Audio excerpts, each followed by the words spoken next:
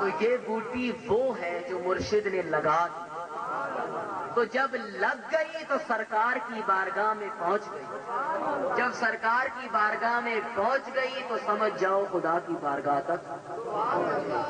اب آئے کریمہ جو خطبے میں تلاوت کرنے کا شرف حاصل کیا اس کا ترجمہ سنتے ہیں۔ اللہ نے فرمایا لَقَدْ مَنَّ اللَّهُ عَلَى الْمُؤْمِنِينَ إِذْ بَعَثَ فِيهِمْ رَسُولًا۔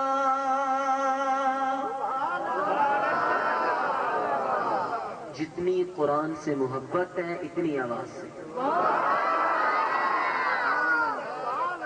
بس اتنی محبت ہے،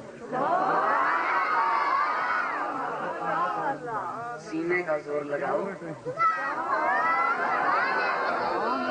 ابھی تک آپ لوگ بیٹھے ہوئے ہو، یہ مصطفیٰ کا صدقہ نہیں؟ اپنے بستروں کو چھوڑ کے سائیں جلدی سونے والے ہیں، یہ تو پروگراموں کی وجہ سے حضرت آ جاتے ہیں، وگرنہ عشاء کی نماز پڑھتے ہیں۔ میں جانتا ہوں نا، میمن محلے میں میں بھی رہا ہوں۔ سائیں کتنے مہینے رہا ہوں؟ 8-9 مہینے، 8-9 ماہ میں میمن محلے کے اندر بھی رہا ہوں۔ مجھے مرکز نے جہاں بھیجا میں چلا گیا۔ مرکز جو کہے اس بات کو فالو کرنا، ٹھیک ہے؟ فیضان مدینہ مرکز ہے، کیا ہے؟ مجھے وہاں سے بولو، ارے ہمارا فیضان مدینہ مرکز ہے، مدینے کا فیضان جہاں سے ملتا ہے وہ ہمارا مرکز ہے۔ تو جب مرکز کہے تو اس بات کو فالو کرنا، کوئی جہاں جہاں بھیجا میں چلتا گیا، ٹھیک ہے؟ تو میمن محلے کے اندر بھی میں رہا، تو وہاں پہ سائیں وہیں کے ہیں، آپ لوگ تو مجھ سے زیادہ جانتے ہو، ٹھیک ہے؟ تو ان کی عادت دوسروں سے مختلف ہے، میرے مقتدی رہے ہیں، مجھے اچھے طریقے سے پتہ ہے۔ وہ امام ہی کیا جو مقتدیوں کی نیچر سے واقف نہ ہو۔ اب امام بولے جہاں سے مال آ رہا ہے وہ تو ٹھیک ہے، جہاں سے نہیں آ رہا اس کو پرے کرو، تو ہاشمی وہ چیز نہیں ہے اللہ کے فضل کا، ٹھیک ہے؟ مال شال کی پرواہ نہیں کیا کرو۔ میں تو مولویوں کو یہ کہتا ہوں، اپنوں کو بھی پرایوں کو بھی، ارے پرائے ایسے ہیں کھانے کے لیے پہنچ جاتے ہیں، کھانے کے لیے پہنچ جائیں اور جب ماننے کی بات ہے تو نہیں بدعت۔ تو میں یہ کہا کرتا ہوں کہ تو پہلے بدعت ہے۔ میں نے کہا بدعت کسے کہتے ہیں؟ جو سرکار کے دور میں نہیں تھی وہ چیز ایجاد ہوئی وہ بدعت ہے۔ تو میں نے کہا تو بھی ایجاد نہیں ہوا تھا، تیرا باپ بھی نہیں ہوا تھا، اماں جی بھی نہیں ہوئی تھی، دادا پر دادا جہاں تک پیڑھی جاتی ہے تو کوئی بھی نہیں ہوا تھا، پھر سارے بدعت۔ تم تو سارے بدعتی تم خود ہو، ہم بدعتی نہیں ہیں، ہم وہ کام کرتے ہیں جو سب سے پہلے اللہ نے کیا ہے اور ہم اب کر رہے ہیں، ہم کرتے رہیں گے۔ خاک ہو جائیں عدو جل کر مگر ہم تو رضا، دم میں جب تک دم ہے ذکر ان کا سناتے جائیں گے۔ جب تک جان میں جان ہے نا، آخری سانسیں ہیں، مصطفیٰ کا ذکر کرتے جائیں گے۔ اور یہ اللہ کا کرم ہے کہ وہ اپنے پیاروں سے اپنے پیارے کا ذکر کرواتا ہے، ٹھیک ہے؟ کبے والوں سے نہیں کرواتا۔ ہم تو وہ کھاتے ہی نہیں، ہماری زبان پاک، تو پاک زبان سے پاک لوگوں کا ذکر ہوگا۔ 11ویں والا پاک، داتا لاہوری پاک، خواجہ معین پاک، خواجہ نظام الدین اولیاء پاک، اولیاء کرام پاک، سید الانبیاء پاک اور پاک الپاک اللہ کی ذات، تو پاکوں سے پاک لوگوں کا ذکر نکلتا ہے، ٹھیک ہے؟ بات کیا کر رہا ہے؟ حضرت سلطان باہو نے ہمیں پہنچا دیا نا، یہ بات تو نہیں کر رہا تھا، بات یہ کہہ رہا تھا، سائیں بھی کہہ رہا تھا کہ یہ آپ بیٹھے ہوئے ہیں، یہ ان کی ذرا نوازی ہے، اور سرکار نے بٹھایا ہوا. اسی لیے کہتے ہیں کہ جو ان کے ذکر کی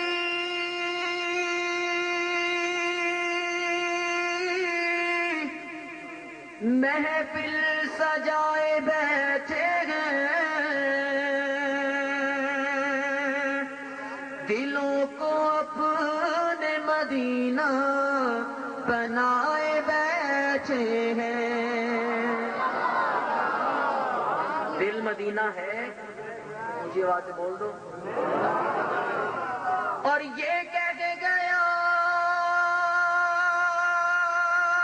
ہے کوئی آ کے میرے کانوں میں، نظر سے دیکھ کے سرکار آئے بیٹھے ہیں. ایسی محافل میں سرکار تشریف لاتے ہیں، سرکار تشریف لاتے ہیں. کیوں؟ اعلی حضرت نے کہا میرا مصطفیٰ زندہ ہے، اور جو زندہ ہوتا ہے جب چاہے جہاں چاہے جا سکتا ہے. آقا بولو تو زندہ ہے واللہ، تو زندہ ہے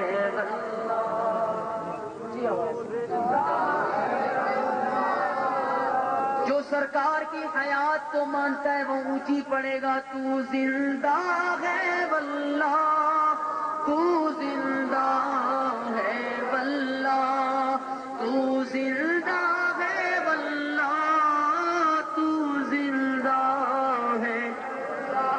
میری چشم عالم سے چھپ جانے والے آ جاؤ اپنے مقام پہ. قرآن کی آیت پڑھی، اس کا ترجمہ سنا. اللہ فرماتا ہے تحقیق مومنوں پر اللہ کا احسان ہوا جب بھیجا ان میں اپنا رسول. میلاد منا لیے، سب کچھ ہو گیا، جب بھیج دیا تب احسان جتلا.